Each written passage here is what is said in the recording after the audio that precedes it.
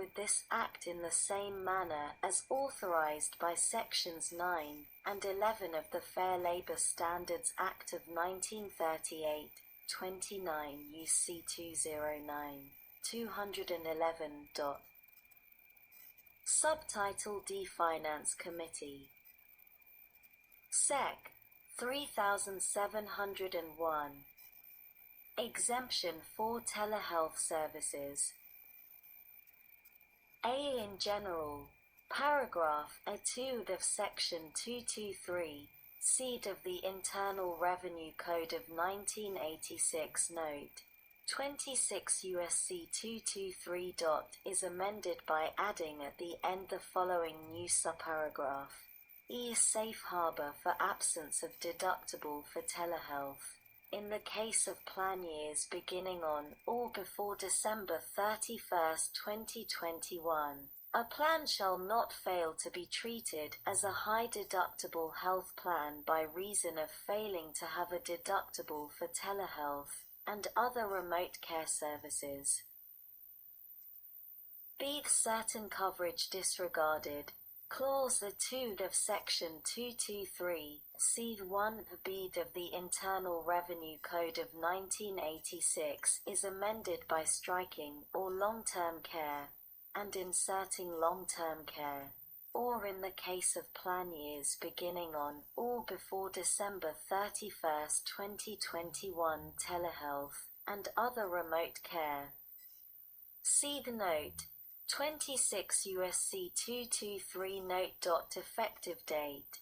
The amendments made by this section shall take effect on the date of the enactment of this Act. Page 134 Stat. 416. Sec. 3702. Inclusion of certain over-the-counter medical products as qualified medical expenses.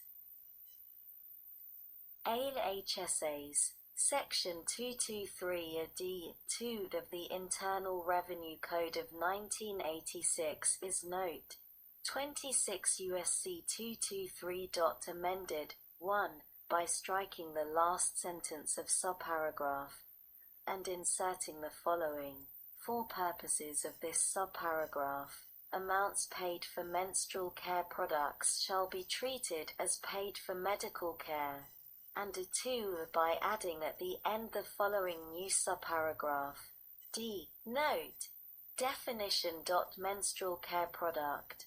For purposes of this paragraph, the term menstrual care product means a tampon, pad, liner, cup, sponge, or similar product used by individuals with respect to menstruation or other genital tract secretions. B. The Archer MSAs, Section 220d(2) of such code is amended by striking the last sentence and inserting the following. For purposes of this subparagraph, amounts paid for menstrual care products, as defined in Section 223d(2)(d), shall be treated as paid for medical care. Seek health flexible spending arrangements and health reimbursement arrangements. Section 106 of such code is amended by striking subsection F and inserting the following new subsection. F. The reimbursements for menstrual care products, for purposes of this section, and Section 105, expenses incurred for menstrual care products, as defined in Section 223d(2)(d), shall be treated as incurred for medical care. D. The note. Applicability. Effective dates. -1 The note. 26 U.S.C. 220 Note. Distributions from savings accounts. The amendment made by subsections A and B shall apply to amounts paid after December 31, 2019. 2. The note. 26 U.S.C. 106 Note. Reimbursements. The Amendment made by subsection C shall apply to expenses incurred after December 31st, 2019. Sec. 3703. Increasing Medicare telehealth flexibilities during emergency period. Section 1135 of the Social Security Act 42 U.C. 1320b-5 is the 10th of February 2020 text H.R.748 the 116th Congress, a 2019 to 2020 CARES Act Congress.gov Library of Congress. https://www.congress.gov/bill/116-congress/748//text 129309. Amended 1 in subsection a b date by striking to an individual by a qualified provider, as defined in subsection a G3, and all that follows through the period, and inserting the requirements of section 1834 M. and a 2 in subsection G by striking paragraph a 3. Sec. 3704. Enhancing Medicare telehealth services for federally qualified health centers and rural health clinics during emergency period. Section 1834 M of the Social Security Act 42 U.C. 1395 M is amended 1 in the first sentence of paragraph 1 by striking the Secretary and inserting subject to paragraph 8, the Secretary, 2 in paragraph 2 by striking the Secretary and inserting subject to paragraph 8, the Secretary, 3 in paragraph 4 page 134 stat. 417. In subparagraph by striking the term and inserting subject to paragraph 8, the term, and b in subparagraph fi by striking the term and inserting subject to paragraph 8, the term, and a 4 by adding at the end the following new paragraph. 8. Enhancing telehealth services for federally qualified health centers and rural health clinics during emergency period. In general. During the emergency period described in section 1135 G1b-I. The Secretary shall pay for telehealth services that are furnished via a telecommunications system by a federally qualified health center or a rural health clinic to an eligible telehealth individual enrolled under this part, notwithstanding that the federally qualified health center or rural clinic providing the telehealth service is not at the same location as the beneficiary.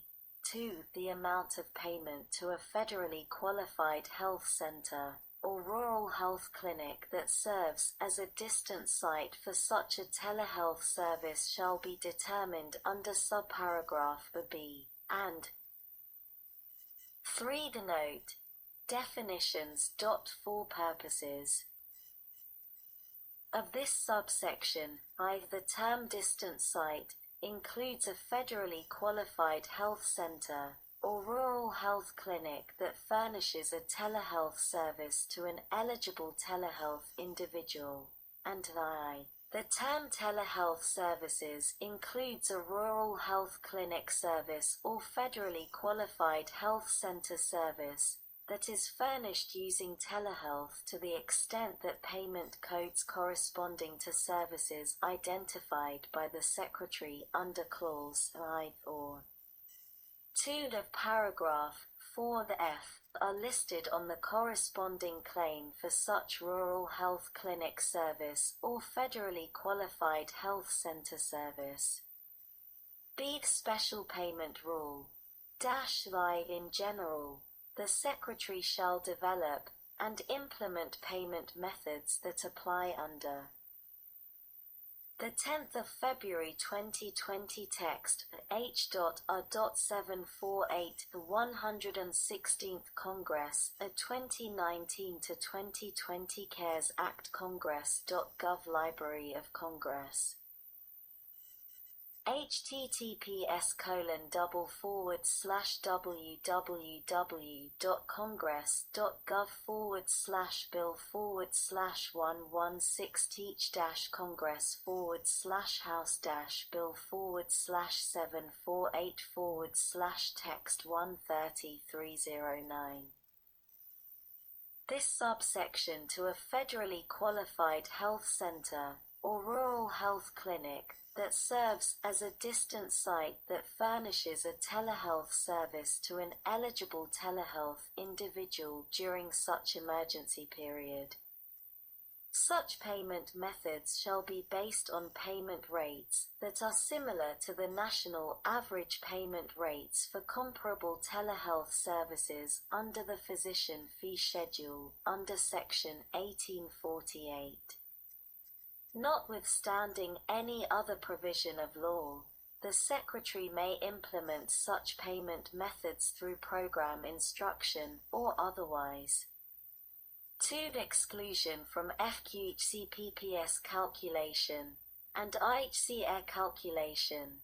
Costs associated with telehealth services shall not be used to determine the amount of payment for federally qualified health center services under the prospective payment system under Section 1834. Or for rural health clinic services under the methodology for all-inclusive rates are established by the Secretary. Under Section 1833, A3.